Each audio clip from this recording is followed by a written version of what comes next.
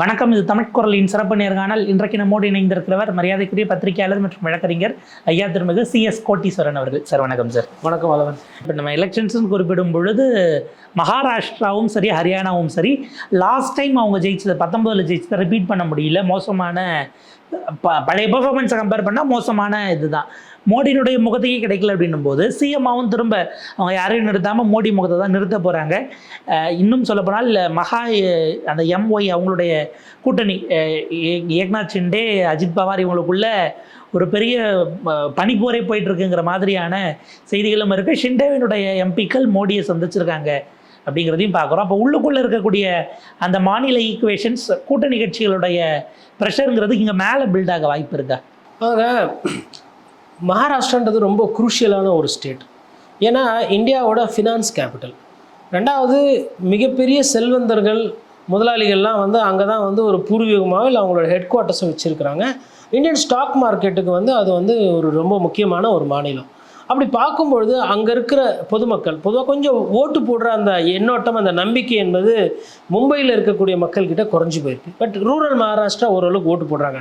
அப்போ வரக்கூடிய இந்த மகாராஷ்டிரா தேர்தல் என்பது இந்திய அரசியலுக்கு ரொம்ப முக்கியம். அது முதல்ல நம்ம புரிஞ்சுக்கணும். அப்போ என்னன்னா, எனக்கு தெரிஞ்சு மகாராஷ்டிரா மக்களோ இல்லை அங்கே இருக்கக்கூடிய வியாபார ஸ்தலங்களை நிர்வகிக்கிறவங்களோ ஒரு ஸ்டேபிளான மாநில ஆட்சி வரணுன்றதை விரும்புவாங்க. அப்போ ஒரு ஸ்டேபிளான ஒரு மாநில ஆட்சி வரணும் அப்படின்னா இந்த ரெண்டுமே கூட்டணியாக இருக்குது. அப்போ தனிப்பட்ட ஒரு கட்சியாக யாருமே இந்த வாட்டி களத்தை காணலை. அப்போ ஸ்டேபிளான ஆட்சி ஒன்று வரணும் அப்படின்னா நான் எப்படி பத்திரிகையாளராக பார்க்குறேன்னா, இது ஏதோ ஒரு சைடுக்கு ஃபுல்லாக ஸ்விங் ஆகிறதுக்கு வாய்ப்புகள் இருக்குது. கிட்டத்தட்ட பாராளுமன்ற தேர்தலில் மோடி அவர்கள் எல்லா இடத்துலையும் பாப்புலராக இருந்தாலும் மகாராஷ்டிரத்தில் அவர் தோல்வியை சந்தித்திருக்கிறார். பாரதிய ஜனதா கட்சி தோல்வியை சந்தித்திருக்கிறது. கடந்த தேர்தலில் வாங்கின அந்த வெற்றி விகிதாச்சாரத்தையும் அந்த வெற்றி கூட்டணியை அவர்களால் தக்க வைக்க முடியல. சீட்டு தோற்றுருக்காங்க. ஆமாம். அப்போ அதையே வைத்து பார்க்கும்போது அந்த ஓட் ஷேரு அதே இது அப்படின்னு பார்க்கும்போது இது காங்கிரஸ் கூட்டணி, இந்திய கூட்டணி தலைவர்களுக்கு இது ஒரு ரொம்ப முக்கியமான தேர்தல். அவங்களுக்கு இந்த களம் கொஞ்சம் ஈஸியாக இருக்குன்ற மாதிரி நான் பார்க்குறேன். ஏன்னா தோல்வியில் இருக்கும்போது கொஞ்சம் உஷாராக இருப்பாங்க. நம்ம இன்னும் கொஞ்சம் ஒழுங்காக பண்ணணும், இன்னும் கொஞ்சம், ஏன்னா மத்தியிலையும் வரல, அட்லீஸ்ட் இந்த மாநிலத்தையாச்சும் பிடிக்கணும் அப்படின்ற அந்த ஒரு எண்ணோட்டம் இருக்கும். மற்றது ஏக்நாத் ஷிண்டே அவர்கள் அவரோட அவர் கரெக்டாக அந்த எஃபிஷியண்ட்டாக இருக்காரா, அவருக்கு மக்கள்கிட்ட அவர் இன்னும் பொதுவான ஒரு தேர்தலை சந்திக்கலை. அவர் அவரை சிஎம்மா சொல்லி இன்னும் ஓட்டு வாங்கலை. மக்கள் இன்னும் ஏக்நாத் ஷிண்டே அவர்கள் பாரத மோடி அவர்களால் கை காட்டப்பட்டோ இல்லை பாஜகவினால் தூக்கி நிறுத்தப்பட்ட ஒரு முதலமைச்சர், மக்களால் ஓட்டு போட்டு வந்தவர் முதலமைச்சர் இல்லை. இந்த சைடு உத்தவ் தாக்கரேவோட அந்த கம்பேக் இருக்குது, ரைஸ் இருக்குது, இது பார்க்கணும். அப்புறம் காங்கிரஸ் கட்சியானது அங்கே எழுச்சி அடைந்திருக்கு. இப்போ இந்த விஷயங்கள்லாம் வைத்து பார்க்கும்பொழுது மகாராஷ்டிரா தேர்தல் ரொம்ப ரொம்ப குரூஷியல். மத்திய அரசுக்கும் அது குரூஷியல். இன்னொன்று மாநில கட்சிகள், மாநில அரசியலில் மையமாக வைக்கக்கூடிய முதலமைச்சர்களுக்கும் அது குரூஷியல். ஏன்னா ஒரு மகாராஷ்டிரத்தினுடைய முதலமைச்சர் வந்திருக்கிறேன், இதெல்லாம் எங்களுக்கு செய்யலை அப்படின்னும் பொழுது மத்திய அரசு அப்படிலாம் கடந்து போக முடியாது. நீங்கள் ஒரு ஹரியானாவில் இருக்கிற சீஃப் மினிஸ்டரை நடத்துகிற மாதிரி மகாராஷ்டிரா சீஃப் மினிஸ்டரை நடத்த முடியாது. ஏன்னா சர்வதேச முதலாளிகள் வராங்க, இல்லை வெளிநாட்டில் இருந்து முதலீடு கொள்ளணும்னா மகாராஷ்டிரா, தமிழ்நாடு, ஆந்திரா, கர்நாடகா இந்த மாதிரி பெரிய மாநிலங்கள் இருக்குது பாருங்கள். இதனுடைய அனுகிரகம், இதனுடைய அந்த பங்கீடுத்தன்மை மத்திய அரசுக்கும் தேவை. இப்போ மகாராஷ்டிராவில் அதெல்லாம் வேணாம், பிரைம் மினிஸ்டர் ஃபங்க்ஷன்லாம் வேறு எங்கன்னா போய் வச்சுக்க சொல்லுங்கள், நாங்களாம் பந்தோபஸ்லாம் கொடுக்க மாட்டோம், ஏதோ ஒரு சொல்லாடலில் ஒரு கருத்து வருதுன்னு வச்சுக்கோங்களேன். நாளைக்கு உத்தவ் தாக்கரே சிஎம் ஆகிட்டு, இல்லை உத்தவ் தாக்கரே பிஎம் கண்டுக்கவே மாட்டுறாரு. பிஎம்மா சரி வராரு, அதுக்கு இல்லை ஏர்போர்ட்டில் போய் ரிசீவ் பண்ணும், சரி யாருன்னா எம்எல்ஏ விட்டு அனுப்புங்க, இல்லை மும்பை மேயரை விட்டு அனுப்புங்க. மம்தா பானர்ஜி அப்படி தானே பண்ணுறாங்க வெஸ்ட் பெங்காலில்.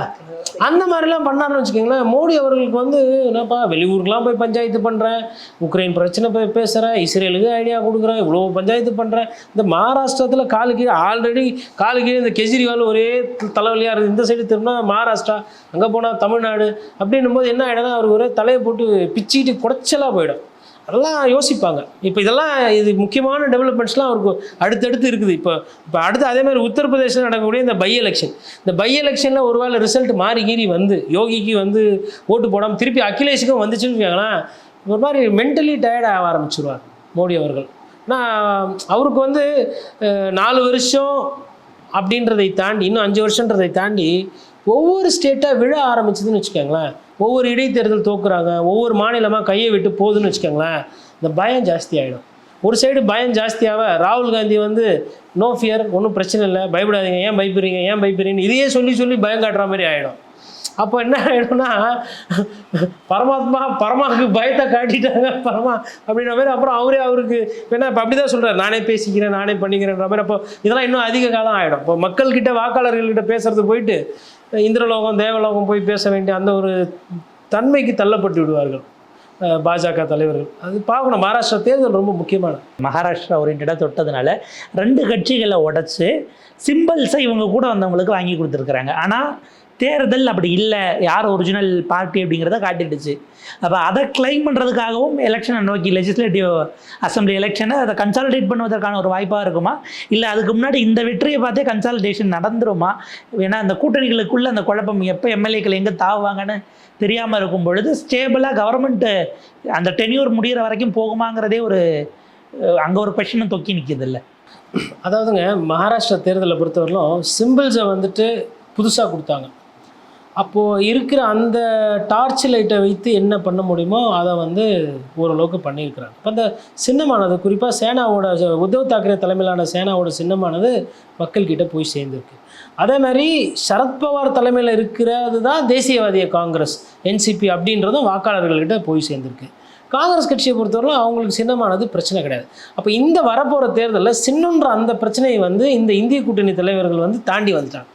மக்கள்கிட்ட பாராளுமன்ற தேர்தலே அந்த சின்னத்தை வந்து ஷார்ட் பீரியடில் கொண்டு போய் சேர்த்துட்டாங்க.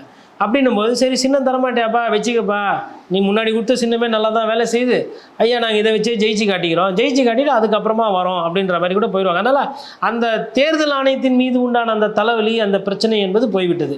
இன்னொன்று, இப்பொழுது வந்து இவங்க வந்து சேனா தலைமையிலையோ இல்லை அஜித் பவார் தலைமையிலையோ ஒரு சண்டை வருது, இல்லை சரத்பவாருக்கும் அஜித் பவாருக்கும் சண்டை வருது, இல்லை சேனாவுக்கும் உத்தவுக்கும் ஷிண்டே அவர்களுக்கும் ஒரு சண்டை வருதுன்னா கோர்ட்டுக்கு போகும்போது ஐயா சாமி நாங்கள் எங்கள் சேனான்னு சொல்லி கேட்டோம், மக்கள் போட்டது இது ஓட்டு, அவங்களும் சேனா சொல்லி கேட்டாங்க, அவங்களுக்கு ஓட்டு போட்டது எவ்வளோ அதிகமாக ஓட்டு நாங்கள் வாங்கியிருக்கிறோம்.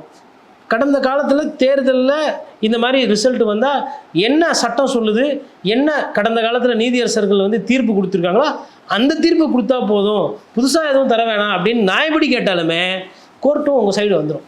ஏன்னா மக்களோட நம்பிக்கை, மக்களோட அனுதாபம், மக்களோட வாக்குகள் எங்கே இருக்கோ அவங்களுக்கு தான் அரசியல் அங்கீகாரம் என்பது தேர்தலினுடைய சட்ட விதி. அப்போ ஆமாம், பொலிட்டிக்கலாகவும் அது கரெக்டாகும், பொலிட்டிக்கலாகவும் கரெக்டாகுது, லீகலாகவும் கரெக்டாகுதுன்னும் பொழுது இதில் தகுதித்துவம் பண்ணி இனிமேல் விளையாட முடியாது முதல்ல.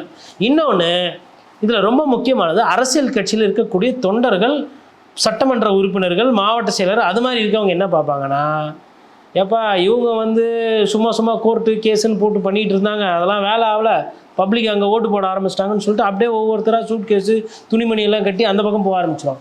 அது போயிட்டாவே பொலிட்டிக்கலி ஒரு விஷயத்தை நீங்கள் 100% வின் பண்ணிட்டீங்கன்னாவே அதுக்கப்புறம் உங்களுக்கு லீகல் எவிடன்ஸ் இருக்காது, சட்ட சிக்கல்கள் வராது. அதனால் இந்த விஷயத்தில் வந்து இந்த சின்னமானது, இந்த பிரச்சனையானது என்பதை பாராளுமன்றத்தில் எப்போ வந்து பிஜேபி கூட்டணியோட அதிகமான வாக்கு விகிதாச்சாரம், அதிகமான சீட்டுகளை அவங்க வென்று முடித்துட்டாங்களோ அப்போவே அவங்களுக்கு வந்து அது முதல் படி வெற்றி கிடச்சி. இப்போ இதனால் வந்து என்னென்னா வேறு சில சிக்கல்கள், அப்போது சேனான்ற வார்த்தையை பயன்படுத்தவே கூடாதுன்னு கூட இப்போ ஷிண்டே கேஸ் போடலாம். ஒருவேளை சேனா உத்தவ் தாக்கரே கம்மியாக ஓட்டு வாங்கியிருந்தால், இல்லை அவர் எங்கேயுமே ஜெயிக்காமல் இருந்திருந்தா, நான் தான் ஒரிஜினல் சேனா, என்னை மக்கள் அங்கீகரிச்சிட்டாங்க பாருங்க, ஓபிஎஸ் மாதிரி ஆகிட்டு, ஓபிஎஸ் எடப்பாடி பழனிசாமி மாதிரி ஆகிட்டு, அந்த பிரச்சனை கிடையாது. இப்போ யாருக்கு? உத்தவுக்கு கிடையாது. அந்த பிரச்சனை யாருக்கு வரலாம்? ஷிண்டேக்கு வரலாம். அப்போ இவர் வந்து மேலே வந்துட்டாங்க. யாரு? உத்தவ் தாக்கரே மேலே வந்துட்டாங்க. அதே மாதிரி அஜித் பவாரும் பார்த்தீங்கன்னா ஒரே ஒரு இடம் தான் ஜெயிச்சிருக்காரு. 3 பெருசா 4 பெருசானா அங்கே போய்டானா நான் எஸ்எஸ்எல்சி ஃபெயிலுன்னு நீங்கள் 7ஆம் கிளாஸ் பாஸ்ன்ற மாதிரி பேச முடியாது. அதெல்லாம் அது ஒரு பிரச்சனை இருக்குது. மற்ற இந்திய கூட்டணியில் இருக்கவங்களுக்கு அந்த பிரச்சனை இருக்குது, இருந்துச்சு. இப்போ அது சரியாயிருச்சு. பிஜேபிக்கு வந்து அது ஒரு தலைவலி, புது தலைவலி உதயமாகிறது. அது எப்படி போகுதுன்றதை பார்க்கணும்.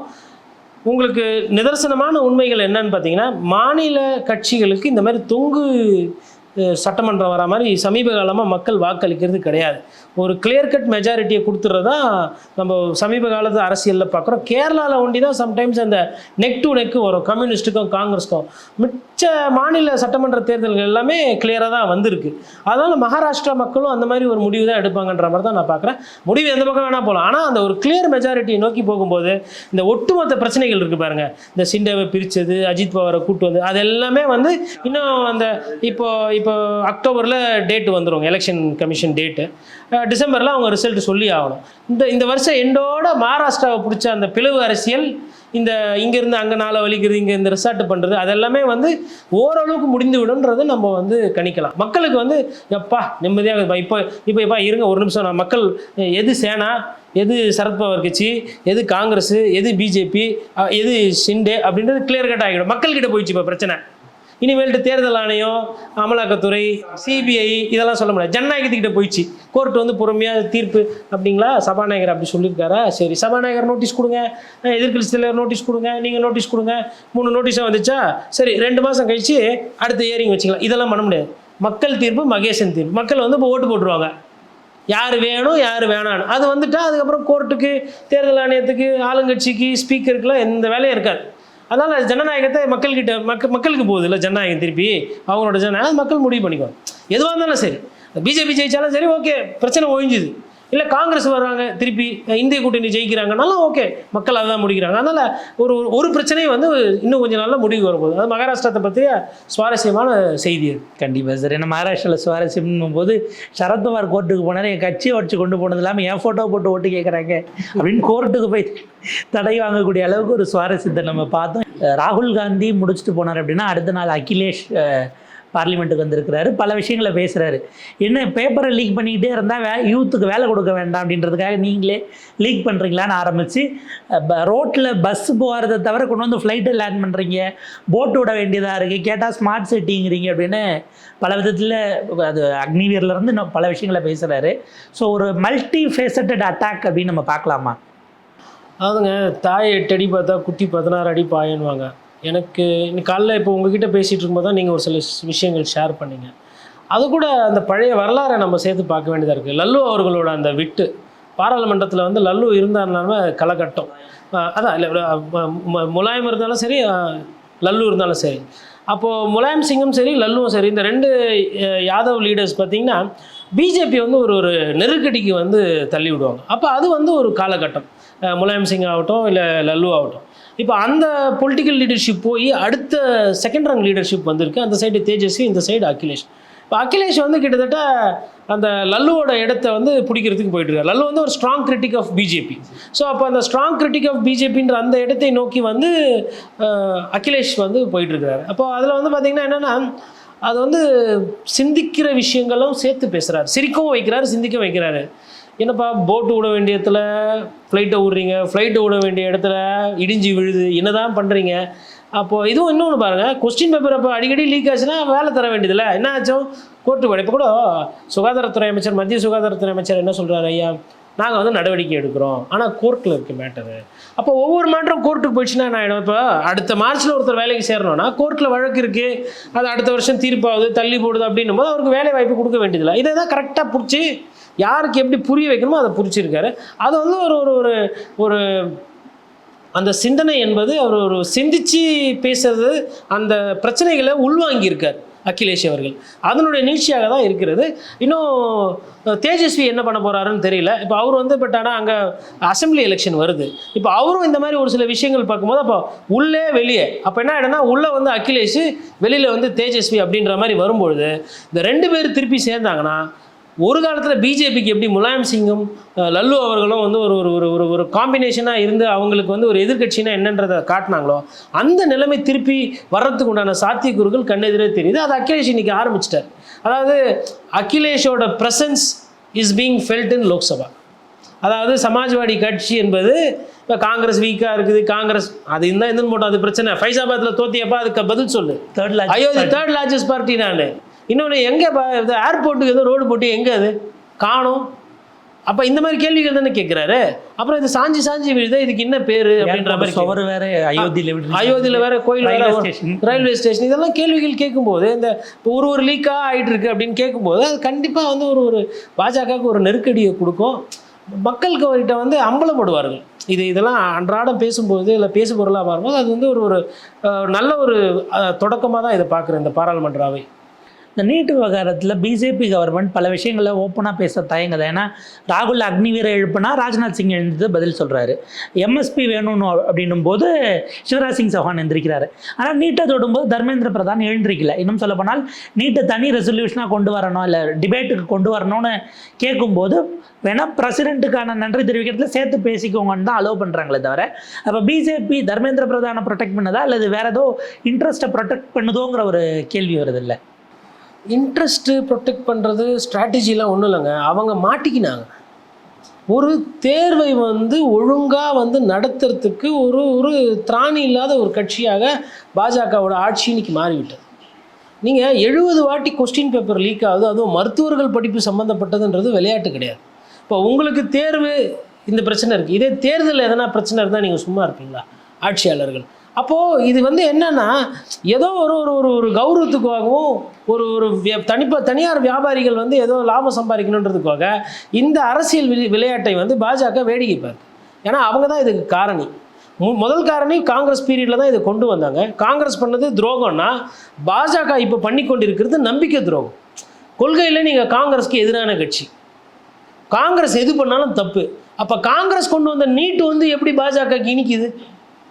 அப்போது தனியார் வியாபாரமயம், தனியார் கல்லூரிகளுக்கு வந்து லாபம் பண்ணி கொடுக்குற ஒரு முயற்சி தானே இது. இப்போ நீட்டு தேர்வு இது எழுதுறது யார்? ஏன்னா வயசானவங்களா, இல்லை வந்து வியாபாரம் பண்ணுறவங்களா, இல்லை விவசாயிகளா? இல்லை, மாணவர்கள். அந்த மாணவர்கள் சொல்கிறாங்க எங்களுக்கு நீதி இல்லை, இதில் எங்களுக்கு நம்பிக்கை போச்சு, இதில் ஆள்மாறாட்டம் நடக்குது, கொஸ்டின் பேப்பர் லீக் ஆகுது, பேப்பரை சேஸ் பண்ணுறாங்க. இப்போ இன்றைக்கி ஆன்லைனில் நடத்துகிறன்ற அந்த வாய் சொல்லுது, இந்த சிற்றறிவையே அவங்களுக்கு முன்னாடி இல்லை. எல்லாம் டிஜிட்டல் இந்தியா, 2 ரூபா கட்டணும்னா டிஜிட்டல் இந்தியாவில் போய் நொட்ட வேண்டியதாக இருக்குது. நீட்டு தீர்வு டிஜிட்டல் இந்தியாவில் நடத்த வேண்டியதானே? எதுக்கு வந்து கோடிங் ஷீட்டில் வச்சிங்க? யாரை ஏமாற்றிக்கிட்டு இருந்தீங்க அப்போ இவ்வளோ? அப்போது மக்கள்கிட்டேருந்து பணத்தை உரியணும் கொள்ளணும்னா டிஜிட்டல் இந்தியா, தேர்வு எழுதணும்னா பழைய இந்தியா. அப்போ ஒவ்வொன்றுத்துலையும் இந்த முரண். இப்போ இதற்கு பதில் சொல்ல வேண்டியவர் ஐயா பிரதான் அவர்கள். அவர் தான் பாதி விஷயத்துக்கு காரணமாகவே இருக்கிறார். காரணம்னா இந்த மீனிங் இது மாதிரி ஒன்று இருக்குன்னா, ஒரு அமைச்சர் இதை பாருங்க, இது ரொம்ப மோசமாக போகுது, நான் ஒரு அமைச்சராக எனக்கு வந்து ஒவ்வொரு நாளும் தலைவலியாக இருக்குது, இதை நம்ம ஏன் ஒரு கொள்கை முடிவை மாற்றிக்க கூடாது? ஏன் நம்ம ஒரு முன்னுதாரணமாக சரி ரத்து, சரி காங்கிரஸ் தான் கொண்டாடிட்டு போட்டோமே, இப்போ நீட் தேர்வு ரத்து பண்ணுறதுனால காங்கிரஸ் என்ன ஆட்சிக்கு உடனே வரப்போதா? இல்லை, அடுத்த 4-5 வருஷத்துக்கு நம்ம தான். அப்போது அந்த ஒரு மேம்போக்கான அரசியல், ஒரு தவறு இருந்தால் அதை திருத்தி கொள்கிற அந்த மனப்பான்மை, மக்கள் பாதிக்கப்படக்கூடாதுன்ற அந்த மேலான கருத்து, மக்களோட பிரச்சனைகள் புரியாத அந்த அரசியல் தன்மை, இது எல்லாம் தானே அந்த தர்ம பிரதான் யாதவ் அவர் வந்து பாதுகாக்கிறாரு. அப்போது அவருக்கு இதெல்லாம் உறுத்துச்சு, இல்லை இதெல்லாம் உணர்றாரு, போராட்டத்தெல்லாம் பார்க்குறாரு, எதிர்கட்சிகள் பேசினா அவருக்கு வந்து ஒரு அரசியல்வாதியாக வந்து அதெல்லாம் வந்து அவராக ஒரு முடிவுக்கு வரணும்ல. அவர் பேசக்கூட தயங்கிறதுக்கு காரணம் என்னென்னா, அவ்வளவு தப்புகள், அவ்வளோ விஷயங்கள் இதில் மறைக்கப்படுகிறது. அன்றாடம் கைது, அதாவது உங்களுக்கு ஹேமந்த் சோரன் பிணையில் விட்டால் அவர் வந்து தவறு செய்து விடுவார், எவிடன்ஸ் எல்லாம் அழிச்சிடுவாருன்னு சொல்லிட்டு உள்ளே வைக்கிறீங்க. கெஜ்ரிவால் அவர்கள் இந்த கேஸ் இருந்தால் அந்த கேஸை அது இதுன்னு பண்ணுறீங்க. லைவாக கொஸ்டின் பேப்பர் லீக் பண்ணி உங்கள் கட்சிக்காரர்கள் உங்களுக்கு வேண்டவங்கன்னா செலக்டடாக பண்ணியிருக்கிறாங்களே, குற்றம் கண்ணெதிரில் இருக்கே, கண்ணெதிரில் மாணவர்கள் பாதிக்கப்பட்டிருக்காங்களே, உங்களோட நியாயம் எங்கே? உங்களோட தர்மம் எங்கே? உங்களோட சட்டம் என்ன பண்ணுது? 3 சட்டத்தில் இந்தியில் பேர் மாற்றி வச்சிட்டிங்க. பேர் மாற்றி வச்சு நீட்டு கரெக்டாக நடத்த முடியுதா? என்ன சொல்ல வரீங்க? அப்போ நீங்கள் செஞ்சிட்டா ஒரு விஷயத்தை தப்ப அதை அப்படியே மூடி மறைக்கிறீங்க. மற்ற எதிர்கட்சிகள் இவங்களை வெளியில் விட்டா பண்ணிடுவாங்க, ஆல்ரெடி பண்ணிட்டாங்க, அதனால் உள்ளே வச்சிருக்கிறோம் அந்த நிலை. உங்களோட பிரச்சனை வரும்போது அதை விவாதம் பண்ணுறது கூட தயாராக இல்லை. அவங்களுக்கு அந்த என்னன்னா அதிகார மமதையினால் அந்த அடம் அதிகமாகி விட்டது. விவசாயிகள் போராட்டத்தில் இப்படி தான் பண்ணாங்க. அப்புறம் 3 மசோதாக்கள் ரத்து செய்யப்பட்டது. அது மாதிரி இதுவும் கிட்டத்தட்ட அந்த பாதைக்கு போகுன்ற மாதிரி ஒரு நம்பிக்கையை எதிர்கட்சிகள் விதைக்கிறாங்க. அதை நம்ம பார்க்கணும். இதே மாணவர்கள் பிரச்சனை, இது விளையாட்டு போல் போனாங்கன்னா இதனுடைய விபரீத வினையை வந்து அவங்க சந்திக்க நேரிடும். பிரதமர் மோடி எதிர்க்கட்சிகள் இவ்வளோ ஸ்ட்ராங்காக வாய்ஸ் அவுட் பண்ணக்கூடியதை எப்படி பர்சீவ் பண்ணுவார்? ஏன்னா அவர் கடந்த காலத்தில் அவருடைய பர்சனாலிட்டி அப்படிங்கிறது ஒரு ஃபோட்டோ ஃப்ரேம்லேயே கூட மற்றவர்களுக்கான ஸ்பேஸை விட அவர் தான் பிரதானமாக இருக்கணும்னு நினைக்கக்கூடிய ஒரு நபர். நீங்கள் பரமாத்மாவோட டைரெக்டாக பேசுவீங்கிற வரைக்கும் ஃப்ளோருக்குள்ளேயே வச்சு அவரை இழுத்து பேசும் பொழுது இதற்கான எதிர்வினை எப்படி இருக்கும்? எமர்ஜென்சிக்கு போகுமா, இல்லை பாபரை தாண்டி இன்னும் பேக்கில் போக வாய்ப்பு இருக்கா? வழக்கமாக இந்த மாதிரி டிபேட் எல்லாம் பண்ணும்போது பார்த்தீங்கன்னா எடிட்டிங் நல்லா பண்ணுவாங்க. ஒன்றும் இல்லைங்க, இந்த சீரியல்லே பார்த்தீங்கன்னாலுமே அந்த மாமியார் ஒன்று சொல்லிச்சுன்னா மருமக மூஞ்சை காட்டுவாங்க, மருமகள் ஒன்று சொல்லிச்சுன்னா மாமியார் அந்த ஆர்ட் டைரக்டர் இந்த எடிட்டிங் பண்ணும்போது கேமரா டைட் வச்சுலாம் காட்டுவாங்க. நேற்று பார்த்தீங்கன்னா ராகுல் காந்தி பேசும்போது பிரதமர் மோடி அவர்களை காட்டவே இல்லை பாராளுமன்ற அந்த தொலைக்காட்சிகளையோ அந்த இதுலேயோ. என்னன்னா ஆள் அப்செட் ஆகிருப்பார். உங்களுக்கு என்னப்பா கடவுள்கிட்டயே பேசுவீங்க, பரமாத்மா கிட்ட பேசக்கூடிய ஆத்மா பரமாத்மாவுக்கு தெரியும், ஆத்மாவுக்கு தெரியும். நாங்கள் அப்படி இல்லைப்பா, நாங்கள் இன்றைக்கி இருக்கோம், நாளைக்கு செத்து போயிடுவோம், நீங்களாம் அப்படியே அப்படின்னும் போது என்னடா இது தெரு இழுத்து தெருவில் விட்டா மாதிரி நம்மளும் இது மாதிரி ஒரு பிரதமர்ன்றதை மறந்துட்டு ஆத்மா பரமாத்மான்ற அப்படின்னும் போது ஒரு நகைச்சுவை பொருளாக ஆக்கி விட்டுட்டாரு ராகுல் காந்தி நேற்று மோடி அவர்களை. ஆராசாவும் கூடுதலாக நாங்கள் கூட ஏற்றுப்போம், ஆனால் அவங்களுக்கு குவாலிட்டி இல்லையே பரமாத்மான்னு ஏற்றுக்கிறதுக்கு, காட்மேன் ஏற்றுக்கிறது. அது மாதிரி அந்த மாதிரி சில பிரச்சனையை வந்து நேற்று எடுத்து விட்டாரு. சொல்லிட்டு அது ஆமானும் சொல்ல முடியாது, இல்லைன்னு சொல்ல முடியாது. என்னது பரமாத்மா உங்ககிட்ட பேசலையா அப்படின்னா அடுத்தது கேள்வி. இல்லை ஆமாம் பேசினாரு, எப்போ பேசினார், என்ன பேசினாரு, அடுத்த கேள்வி டிமானிட்டைசேஷன்லாம் கேட்டு தான் செஞ்சீங்களா அப்படின்னும் போது முறையாக ஒரு பிரதமர் ஒரு சில கேள்வி கேட்கும்போது பதில் இல்லாமல் சொல்லவும் முடியாமல் மெல்லவும் முடியாமல். அதாவதுங்க அரசியலில் வந்து இந்த மாதிரி வார்த்தைகள் இருக்குல்ல, இதெல்லாம் ரொம்ப ரொம்ப முக்கியம். ஏதோ வார்த்தையை பயன்படுத்துகிறோம், அந்த வார்த்தை நமக்கே திரும்பிடும்ட்டுன்னு அவர் வந்து பண்ணி வச்சுருக்காரு. அட் த சேம் டைம் வந்து மோடி அவர்கள் வந்து சாதாரணமாக விட்டு போக மாட்டார். இப்போ ஃபுல்லாக உட்காந்து ஹோம்ஒர்க் பண்ணி இந்த ஸ்பீச்சுக்கு வந்து என்ன பேசணும் எது. ஆனால் மோடி அவர்களும் வந்து ஒரு is a very good player, is a very good political player. அவர் வந்து டயர்டாகிறது போதும் அப்படின்ற அந்த எண்ணோட்டத்தில் இருக்க மாட்டார். ஐம் ஆக்சுவலி ஈகலி வெயிட்டிங் அவரோட அந்த கவுண்டரு, அவரோட அந்த கம்பேக்கு. அவரும் வந்து ஒரு அரசியல் களத்தில் நல்லா விளையாடக்கூடிய ஒரு அரசியல்வாதி.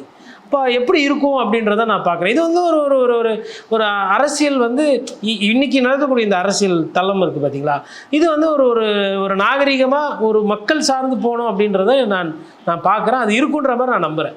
ஏன்னா கடந்த முறை இதே மாதிரி இடைக்கால பட்ஜெட்டுக்கான குடியரசுத் தலைவர் உரைக்கு நன்றி தெரிவிக்கும் போது தான் அடுத்த முறை விஸ்டர் கேலரிலையாச்சும் உங்களுக்கு இடம் கிடைக்கட்டும்னு அவர் பேசினார்.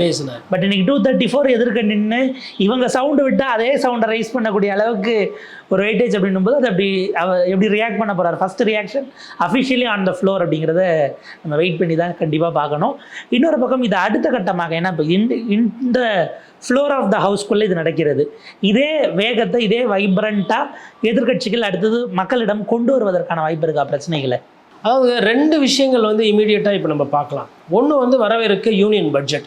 அதாவது இப்போ பட்ஜெட்டுக்கு முன்னாடி வந்து இந்த மினிமம் ஃபார்மர்ஸ்க்கு வேண்டிய அந்த கொள்முதல் பரிசு விலை கேட்குறாங்க. இந்த கொள்முதல் விலையை பற்றி எதனா அறிவிப்பு இருக்குது பட்ஜெட்டில் அப்படின்னா ஓரளவுக்கு பாஜகவுக்கு வந்து அது கொஞ்சம் ஒரு நிவாரணத்தை தரும். அப்படி அதில் இல்லை அப்படின்னா வர இருக்கிற சட்டமன்ற தேர்தலில் அது ஒரு பெரிய பிரச்சனையாக அது எதிரொலிக்கும். இது பார்வை. இரண்டாவது, அடுத்தடுத்து வந்து சட்டமன்ற உறுப்பினர்கள் தேர்தல், அதுக்கப்புறமா வந்து பார்த்திங்கன்னா உங்களுக்கு நிறைய பேர் இடத்துல பை எலெக்ஷன் இருக்குது. குறிப்பாக சொன்னால் உத்தரப்பிரதேசில் நிறைய சட்டசபை பதவியை ராஜினாமா பண்ணிவிட்டு எம்எல்ஏ பதவியை ராஜினாமா பண்ணிட்டு எம்பியாக நின்று ஜெயிச்சிருக்கிறாங்க. அப்போ அந்த இடத்துலையும் வந்து ஒரு இடைத்தேர்தல் வருகிறது. அப்போ இந்த தேர்தல் பட்ஜெட் இது இப்போது பாராளுமன்ற அவை என்பது இந்த மாதிரி வந்து ஒரு டைட்டாக டிபேட்டு டிஸ்கஷன் போகும்போது அதுக்கு அடுத்தடுத்து வரும்போது பொலிட்டிக்கல் டெவலப்மெண்ட் பொலிட்டிக்கல் ஆக்டிவிட்டீஸ் பார்த்திங்கன்னா அடுத்த ஒரு 8 மாதத்துக்கு வந்து ஒன்றா இருக்குது. அப்போ இது எல்லாமே வந்து இந்த மாதிரி நெருக்கடிகள் வரும்போது தான் அரசியல்வாதிகள் பார்த்திங்கன்னா பக்குவமாக நடந்துக்குவாங்க. அப்போது நான் எப்படி பார்க்குறேன்னா அடுத்த ஒரு 8 மாதத்துக்கு 10 மாதத்துக்கு எனக்கு ஒரு சாமானியனா ஒரு அன்னாட காசியாக ஒரு மாத சம்பளக்காரனா நான் என்ன பார்க்குறேன்னா எனக்கு வந்து பெட்ரோல் விலை ஏறாது, டீசல் விலை ஏறாது, சிலிண்டர் விலை ஏற்ற மாட்டாங்க, உடனே ஜிஎஸ்டி வரி ஏற்ற மாட்டாங்க, சுங்க வரி வந்து புதுசாக எதனா ரோடு போட்டால் கூட கொஞ்ச நாளைக்கு ஃப்ரீயாக போகிறதுக்கு அலோவ் பண்ணுவாங்க. இப்போ அந்த மாநிலத்தில் வந்து ரோடு போட்டுட்ருப்பாங்க. ஆனால் அந்த மாநிலத்தில் இப்போவே உடனே நம்ம சுங்கவரி வாங்கினா மக்களோட கோவம் வரும். இப்போ பார்த்தோம்ல நமக்கு பாராளுமன்ற தேர்தலுக்காக சுங்கவரி சாலை அந்த ரிவைஸ் பண்ணுறதெல்லாம் மத்திய அரசு வந்து கொஞ்ச நாள் தள்ளி போட்டாங்க.